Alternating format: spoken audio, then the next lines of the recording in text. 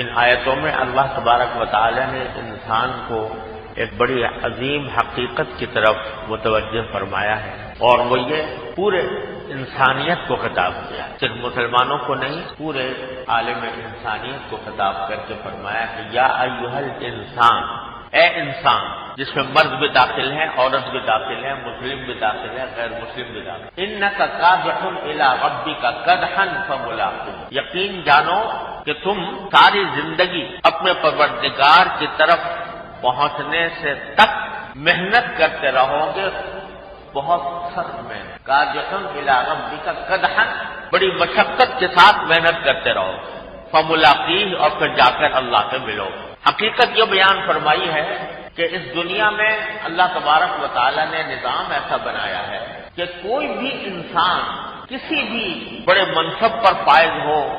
کتنی دولت کا مالک ہو، وہ مشقت سے نہیں بچ سکتا، محنت سے نہیں، محنت ہی کر کے زندگی گزارے گا۔ اب بعض لوگ وہ ہیں کہ جو خالص دنیا کے لیے محنت کرتے ہیں اور ان کے ذہن میں آخرت کا کوئی خیال ہی نہیں آتا، اس تصور کی کبھی ان کے توفیق نہیں ہوتی کہ مجھے ایک دن مرنا ہے اور اللہ جل جلالہ کے پاس پہنچ کر مجھے اس کی اپنے اعمال کی جواب دہی کرنی ہے، بس اپنے دنیا کمانے اور دنیا کی مزے حاصل کرنے کی طرف متوجہ رہتا ہے اور اسی کے لیے ساری کوششیں کرتا ہے، اسی کے لیے ساری دوڑ دھوپ کرتا ہے۔ وہ مزے، دنیا کے مزے بھی ایسے ہی گھر بیٹھے حاصل نہیں ہو جاتے یا سو کر غفلت کے عالم میں حاصل نہیں ہو جاتے، بلکہ اس کے لیے محنت کرنی پڑتی ہے، اس کے لیے تگ و دو کرنی پڑتی ہے، تب جا کر دنیا کی وہ کوئی خوشی حاصل ہوتی ہے، دنیا کی کوئی راحت ملتی ہے، اور دنیا کی راحت ملنا ضروری بھی نہیں، کوشش کے نتیجے۔ قرآن کریم فرماتا ہے کہ وَمَنْ أَرَادَ ثَوَابَ الدُّنْيَا، اگر کوئی شخص جو ہے وہ دنیا ہی کو طلب کرنا چاہتا ہے تو ہم جتنا چاہتے ہیں جس کو چاہتے ہیں اتنا اس کو دے دیتے ہیں، یعنی ضروری نہیں کہ جو کچھ چاہ رہا ہے وہ مل جائے، لیکن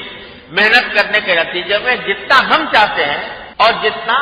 چاہتے ہیں وہ اتنا اس کو دے دیتے ہیں، لیکن مشقت پھر بھی اٹھانی پڑتی ہے۔ اور ایک وہ شخص ہے کہ جو مشقت تو اٹھاتا ہے، وہ بھی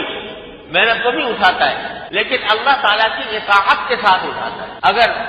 تجارت کی محنت کر رہا ہے تو اللہ تعالیٰ کے احکام کے تحت کر رہا ہے، اگر ملازمت کر رہا ہے تو اللہ تعالیٰ کے احکام کے تحت کر رہا ہے، اگر کھیتی باڑی کر رہا ہے تو اللہ تعالیٰ کے احکام کے تحت کر رہا ہے، اور اللہ تبارک و تعالیٰ کی اطاعت کو فراموش نہیں کرتا، تو محنت اس نے بھی اٹھائی، محنت اس نے بھی اٹھائی، لیکن اس کی محنت ایسی ہے کہ اگر کوئی شخص وہ محنت کرتا ہے تو دنیا ملتی ضرور ہے، لیکن وہ ضروری نہیں کہ ملے، جتنا چاہ رہا ہے اتنا ملے، جتنا ہم چاہیں گے دے دیں گے، بس دنیا کے اندر، آخرت میں اس کا کوئی حصہ نہیں ہے۔ اور دوسری قسم جو ہے وہ ان لوگوں کی ہے کہ جو محنت اور مشقت کر رہے ہیں اور اللہ تعالیٰ کی اطاعت میں کر رہے ہیں، فرما برداری کے ساتھ کر رہے ہیں، تو اس مشقت کا انجام آخرت کے اندر بڑا عظیم ہے، ایسی جنت ہے کہ جس کے بارے میں حدیث میں یہ فرمایا گیا، رسول کریم صلی اللہ علیہ وسلم اللہ تعالیٰ سے روایت کر کے فرماتے ہیں کہ میں نے اپنے نیک بندوں کے لیے ایسی نعمتیں تیار کر کے رکھی ہیں کہ مالا عین رأت، جو آج تک کسی آنکھ نے دیکھی نہیں، ولا اذن سمعت، نہ کسی کان نے اس کے بارے میں کچھ سنا ہے، ولا خطر علی قلب بشر، اور نہ کسی بشر کے دل میں اس کا خیال بھی گزرا ہے، ایسی نعمتیں دے اللہ تبارک و تعالیٰ۔ تو مشقت یہ بھی اٹھا رہا ہے، مشقت وہ بھی اٹھا رہا ہے، آخر میں اس کا انجام کیا ہے؟ بملاقی، اللہ تعالیٰ سے جا کر ملنے والا ہے۔ یہ بھی بتا دیا اس میں کہ جو لوگ یہ سمجھتے ہیں کہ آخرت آنے والی نہیں ہے، بس ان ہی الا حیاتنا الدنیا نموت ونحیا، قرآن کریم ایسے لوگوں کے بارے میں فرماتا ہے کہ بعض لوگ سمجھتے ہیں کہ بس یہ دنیا ہی کی زندگی ہے، اسی میں ہم جیتے ہیں، اسی میں مر جائیں گے، بس قصہ ختم ہو جائے گا۔ تو ان کو متوجہ کیا جا رہا ہے کہ کیسے یہ ممکن ہے،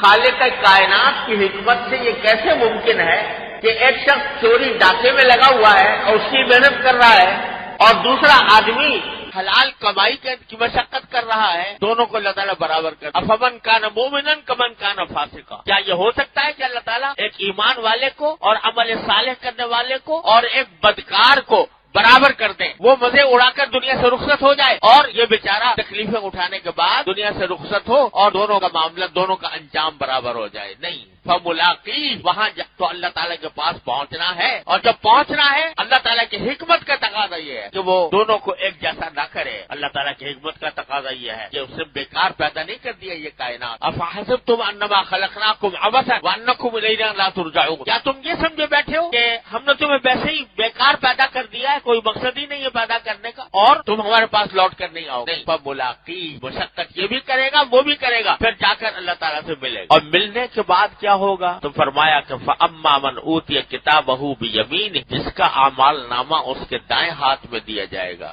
فَسَوْفَ يُحَاسَبُ حِسَابًا يَسِيرًا، تو اس سے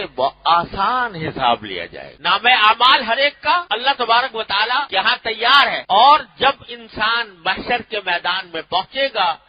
تو اس کا اعمال نامے اس کو دیے جائیں، اعمال نامے انسانوں کے دیے جائیں گے. تو یہاں تک کہ انسان حیران ہو جائے گا کہ یا اللہ، میں نے اپنی زندگی کی جتنی مدت گزاری، 70 سال، 80 سال، 90 سال، 100 سال، جتنی بھی مدت گزاری، اس کی کوئی چھوٹی سے چھوٹی چیز بھی ایسی نہیں ہے جو یہاں لکھی ہوئی نہ ہو.